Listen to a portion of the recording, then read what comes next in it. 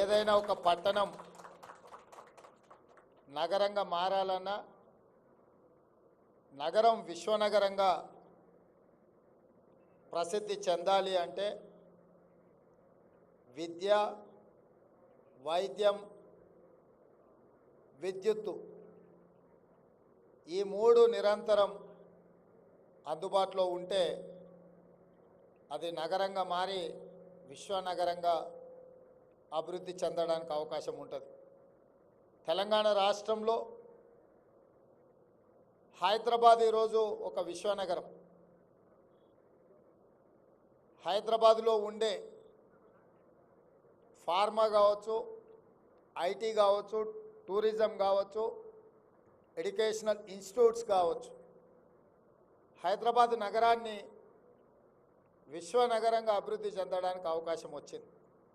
ప్రధానంగా ఈరోజు కోవిడ్ టైంలో వ్యాక్సిన్ ప్రొడ్యూస్ చేసిన వాళ్ళు ఇండియాలో 4 ఉంటే 4లో 3 తెలంగాణ హైదరాబాద్ నగరం నుంచి 3 సంస్థలు.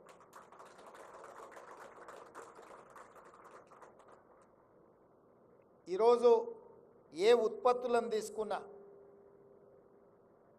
ముఖ్యంగా హెల్త్ విభాగంలో హైదరాబాద్ నగరం అత్యధికంగా భాగస్వామ్యం తీసుకుంటుంది.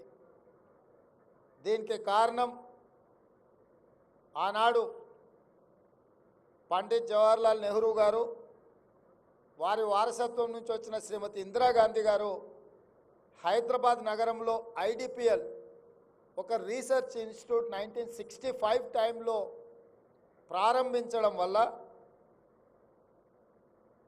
అందులో రీసెర్చ్ చేసిన ఎంప్లాయీస్ కావచ్చు, దాన్ని చూసి నేర్చుకున్న వాళ్ళు బయటకు వచ్చి ప్రారంభించిన ఫార్మాస్యూటికల్ కంపెనీసే ఎస్ఓఎల్, రెడ్డి ల్యాబ్స్, హెటెరో, ఈరోజు ఉన్న చాలా సంస్థలు.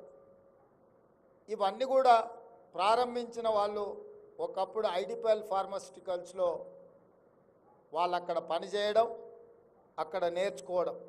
అందుకే ఈరోజు ఇండియాలో ఫార్మా రంగం ఎప్పుడు చర్చకు వచ్చినా తెలంగాణ ప్రాంతం, హైదరాబాద్ నగరం చర్చకు ఉంటుంది.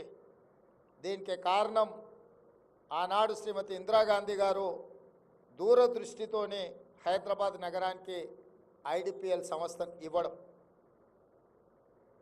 అదేవిధంగా మొట్టమొదట ఈ దేశానికి కంప్యూటర్ని పరిచయం చేసి ఈ దేశంలో ఎంప్లాయ్మెంట్, ఎకానమిక్ గ్రోత్ ఉండాలి అంటే కంప్యూటరీకరణ జరగాలి అని రాజీవ్ గాంధీ గారు అనుకోవడం, రాజీవ్ గాంధీ గారి దేశానికి కంప్యూటర్ని ఇంట్రడ్యూస్ చేయడం వల్ల ఈరోజు ఐటీ రంగం రాణించింది.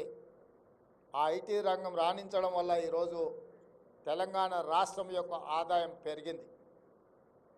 ఇప్పుడు ఫార్మాలో, ఐటీలో ప్రపంచంతోనే మన తెలంగాణ రాష్ట్రం పోటీ పడే విధంగా అభివృద్ధి పదం వైపు నడుస్తున్నది. ఇప్పుడు మా ప్రభుత్వం బాధ్యత, మా ప్రభుత్వం యొక్క ప్రణాళిక మెడికల్ టూరిజం హబ్ కావాలి తెలంగాణ రాష్ట్రం. దానికోసం అవసరమైన అన్ని ప్రణాళికలను చేయాలన్న ఆలోచనతోటి ఈరోజు మేము ప్రణాళికలు రచిస్తున్నాం. దీంట్లో భాగంగానే ఫార్మా సిటీలు కాదు, ఫార్మా విలేజ్లు తెలంగాణ రాష్ట్రంలో వివిధ ప్రాంతాలలో ఫార్మా పెట్టుబడులను ప్రోత్సహించి ఉత్పత్తి సామర్థ్యాన్ని పెంచాలన్న ఆలోచనతోని తెలంగాణ నలుమూలలో మినిమం ఒక 10 నుంచి 12 ఫార్మా విలేజ్లను ఎస్టాబ్లిష్ చేయాలని చెప్పి ఈరోజు మా ప్రభుత్వం నిర్ణయం తీసుకున్నది.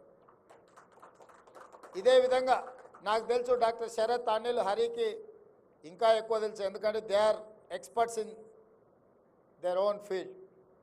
మాకు రాజకీయాలలో అభివృద్ధి ఏ విధంగా ఉండాలనే ఒక బ్రాడర్ విజన్ మాత్రమే మేము చెప్పగలము. మైన్యూట్స్లో మాకు టెక్నికల్ ఎక్స్పర్ట్స్ కానీ, ఎగ్జిక్యూటివ్ ఆఫీసర్స్ కానీ అసిస్ట్ చేయాల్సిందే. ఈరోజు నాకు తెలిసినంత వరకు మిడిల్ ఈస్ట్ కంట్రీస్ మన మీద అత్యధికంగా ఆధారపడుతున్నాయి ఈ మెడికల్ టూరిజంలో. చాలా మిడిల్ ఈస్ట్ కంట్రీలు వాళ్ళ దేశాలలో నిపుణులైన వైద్యులు లేకపోవడం వల్ల ముఖ్యంగా హైదరాబాద్ నగరానికి, చెన్నై నగరానికి విపరీతంగా ఇతర దేశాల నుంచి వైద్యం కోసం వస్తున్నారు. ఈరోజు మీరు కార్పొరేట్ హాస్పిటల్లో ఎక్కడికి వెళ్ళినా ఒక స్పెషల్ బ్లాక్ నిర్మిస్తున్నారు. ఈ మిడిల్ ఈస్ట్ కంట్రీస్ నుంచి కానీ లేకపోతే ఇతర దేశాల నుంచి వైద్యాని కోసం వస్తున్న వాళ్లకు. అయితే ఇప్పుడు ఉన్నాయన్నీ కూడా అనార్గనైజ్డ్గా ఒక క్రమ పద్ధతిలో లేకపోవడం వల్ల మా ప్రభుత్వం ఆలోచన చేసి శంషాబాద్ ఇంటర్నేషనల్ ఎయిర్పోర్ట్ కూతవేటు దూరంలో 1000 acres 1000 ఎకరాలలో ఒక మెడికల్ టూరిజం హబ్ క్రియేట్ చేయాలన్న ఆలోచన పకడ్బందీగా ఒక ప్రణాళిక రచించి ఇక్కడుండే పేద ప్రజల నుంచి అందరికీ వైద్యం అందించే సంస్థలకు అక్కడ స్థలాన్ని కేటాయించి వెసులుబాటు కల్పించి కావలసిన వసతులను బేసిక్ ఇన్ఫ్రాస్ట్రక్చర్, ఎసెన్షియల్ ఇన్ఫ్రాస్ట్రక్చర్ ఏదైతే ఉందో వీటన్నిటిని రాష్ట్ర ప్రభుత్వం ద్వారానే అక్కడ ఏర్పాటు చేసి ఎయిర్పోర్ట్లో కూడా ఒక గ్రీన్ ఛానల్ ఏర్పాటు చేసి ఇతర దేశాల నుంచి కానీ అత్యవసర వైద్యం కోసం వచ్చే వాళ్లకు అన్ని రకాలుగా వీలు కల్పించే విధంగా ఎయిర్పోర్ట్ అథారిటీస్తో కూడా తెలంగాణ స్టేట్ గవర్నమెంట్ నెగోషియేట్ చేసి మెడికల్ టూరిజంని ప్రమోట్ చేయాలని చెప్పి ఈరోజు మా ప్రభుత్వం నిర్ణయం తీసుకున్నది.